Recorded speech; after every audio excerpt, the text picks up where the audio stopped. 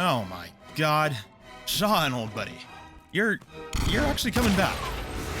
You do remember what happened last time you were here, don't you? Haven't you been killed enough? One does not simply kill, Sean Bean. I think people might enjoy killing me. Oh, okay. Fair enough. Very well, Sean. Let thy will be done. Hey, what's up, everyone? Welcome back to InfiniteOmega with me, Black Deatha. I keep doing this, presuming that IO has finished adding previously unseen targets back into Hitman 3. I thought it especially unlikely we'd see the return of Sean Bean, but I suppose I should have realized if he can dodge death itself, legal rights to his reappearance must have been a trivial matter by comparison. Either way, Mark Faba's back as a new target for Hitman 3, making him Elusive Target number 28, the Undying. Let's roll that briefing. This one might ring a bell, 47. Your target is Mark Faba, also known as the Undying. A disgraced former MI5 operative currently working as a freelance assassin, Faba has been confirmed killed by ICA agents more than a dozen times.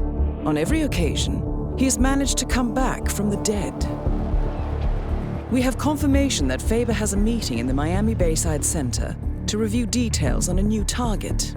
An informant at the site has provided us with reliable intel on Faba's expected movement around the center. This information has revealed several viable approaches. As you know, our inside man is meeting with the target. Acquire the right disguise, and he'll get you inside the heart of the building. Up close and personal is risky, but favors the clean kill. Alternatively, smuggle in a sniper rifle via briefcase. The race tower is a perfect vantage point, but access is restricted. Race security is high. Get through the locked door and time your shot perfectly. Or infiltrate through the staff entrance at the back of the building. Access the second floor using the elevator shaft. Move unseen inside the weapons demo room and infiltrate as you see fit.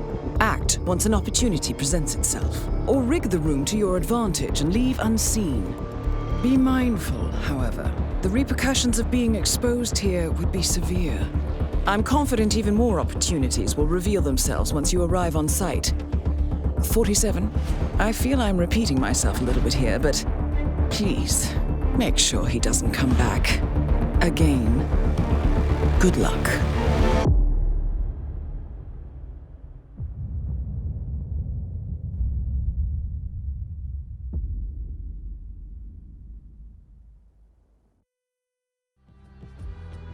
As is probably by now familiar to players of Hitman 2, our target today is one Mark Faba, and he's got a bit of a knack for turning up again and again, not even letting things like his own death keep him down.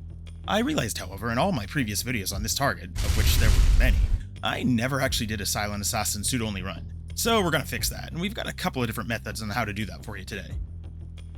Starting with method number 1, for which we'll start out in the default location with the silver baller, a lockpick, a briefcase laden with a Seeker 1, and a few coins stashed in the Kronstadt reception area.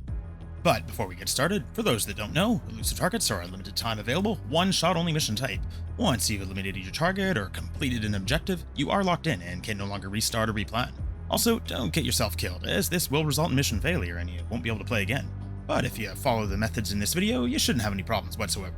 Also, if you do happen to find this video helpful or enjoyable, please leave a like down below, and if you haven't already, make sure to subscribe and hit the bell to be notified of new videos in the future. Good afternoon, 40. As soon as the mission begins, we'll kick things off by skipping the intro and removing our Seeker 1 from the briefcase, then holstering it straight away. As we enter the Kronstadt building, be ready to toss the briefcase at the guy in the coat room, and don't forget to grab the stashed coins from the newsstand. Now hop the counter to the coat room and grab the security keycard dropped by the employee. There's no need to worry about his body being spotted, so head through the door, down the hall, swipe the card to the stairwell, and from the base, take aim with your silver baller at the camera above and destroy it. Head up the stairs and take an immediate left to duck into the door to slip through the back room of the weapon testing area. Continuing out onto the balcony, we'll climb up the pipe to the level above. Readying our Seeker 1, we'll loop around to the server room ahead, putting us behind the patrolling guard, who we'll take a shot at with the Seeker. Reload, and from the corner, edge out without being spotted to take aim and shoot the second guard at the far end of the hall. After this, we can run down the hall without issue, slipping into the side office the guard was posted next to. Once in the office, wait to make sure the guard in the next room is walked away, giving us the opportunity to quickly head over to Knox's desk where we can find and take the Faba files. Now, backtrack the way we came, through this side office and back down the hall to the server room to the right. This time, however, we'll head through the door to this back room, retrieve the wrench from the shelf, Then climb down onto the pipe and slide down to the room below. From here, head into the next room, open the door to the lab, and toss a coin to lure in one of the scientists. Close the door behind him and knock him out with the wrench. Quickly hide his body in the cabinet, and repeat the process to lure in the second scientist and knock him out as well. From here, head into the lab, as Dr. Yu should have now made his way to the next room, giving us the opportunity to scan the Faba files into the targeting system. While not required, you can also close the door that connects the lab to the hallway. Now, we'll return to the back room. At this point, we've got some time to kill, so we can take the time to hide the body of the second scientist and retrieve our coins. Now, we'll again need to retrace our steps. Climb back up the pipe, through the server room and onto the balcony. Careful before jumping down, as depending on the timing, Nox and his guard may be on the balcony below. When it's clear, hop the railing and drop down.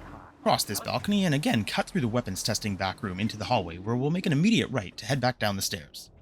Do be careful here, however, as there's a guard who will patrol back and forth, so it is possible he'll be standing on the catwalk overlooking the stairs. If he does happen to be in that position, just wait a few moments in the back room of the weapons area until he leaves, then it'll be safe to proceed. At this point, you're basically in the clear, but it will be a few minutes still until Faba embarks on his date with Destiny. While you're waiting, if you wanted, you might visit the Kronstadt SeaWorld. Maybe you'd even shoot out one of the tanks for no apparent reason. Maybe you'd even take a souvenir fish with you. Who knows? Of course, while you don't have to, you could even opt to hide the body of the guy in the coat room and retrieve your briefcase. It's possible after all this, you feel inclined to take your new fish friend on a random zigzag tour through the fountains. Why would you do any of this? Well, that's not really for me to judge. Of course, you could just sit down and wait. And wait. And wait some more. Eventually, though, the gambit will pay off, and Faber's brains will be redistributed all over the walls. Now that a sense of normalcy has been established, one could exit the mission on the back of one's dolphin. Time to find an exit.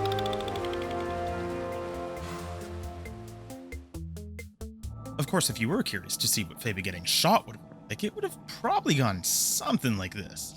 Target wired. You got debated. You got debated. You got debated.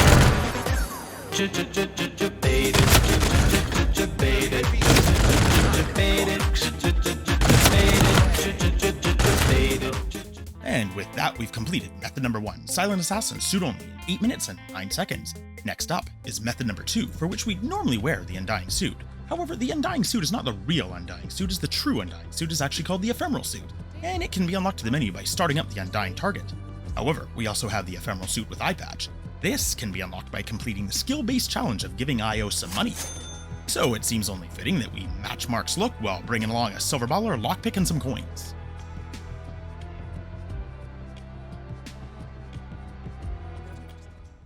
After skipping the intro cutscene, we'll be proceeding similar to how we did in method number 1, though this time we'll hop over the counter to the coat room and knock out the employee from behind, while somehow glitching by punching him in the face, yet maintaining Silent Assassin. Alright then. After again retrieving the keycard, we'll head over to the stairwell, shooting out the camera before making our way up the stairs and following the same path from the previous method until we've reached the server room. Once in here, we'll again grab the wrench, climb down, and slide down the pipe. One of the scientists should currently be in the back room, allowing us to easily take him out. After stashing his body, we'll lure, knock out, and stash the second scientist. This time, however, we'll also knock out Dr. Yu, stash his body, and then lure the guard at the door to the lab and knock him out as well. This is because later on, one of Faber's guards will annoyingly send him to investigate noises rather than just checking it out themselves. As it'll be a few minutes until Faba comes along, we've got a bit of time to kill, so I opted to take out this camera and then take the guard's body in a long tour all the way down to the basement, while highlighting the incompetence of the sleeping guard as we also disable security right in front of him. Even with that done, we are in for yet more waiting. Admittedly, this method is probably not the best choice if you're going for speed, but eventually Faba and his guards will arrive, allowing us to lure and knock out those very guards, leaving Faba at our mercy. Strangely, Faba himself seems utterly indifferent to our presence, not even seeming to care that we're dressed exactly like him, right down to the eye patch. Maybe his vision in his one good eye isn't so great after all. That's why we're going to take pity on him, by impaling his brain through his existing eye patch, leaving his other eye intact. Professional courtesy and all that. With the target down, we'll again retrace our steps the way we came in and head to any given exit.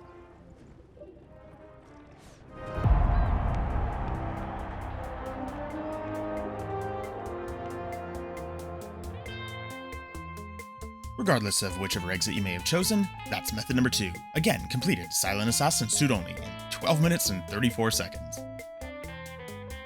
So there you go, that's been 2 somewhat different methods of killing Elusive Target number 28, the Undying. Both done Silent Assassin suit only. Of course, I suppose we could have also just shot him in the head. That would have probably worked too.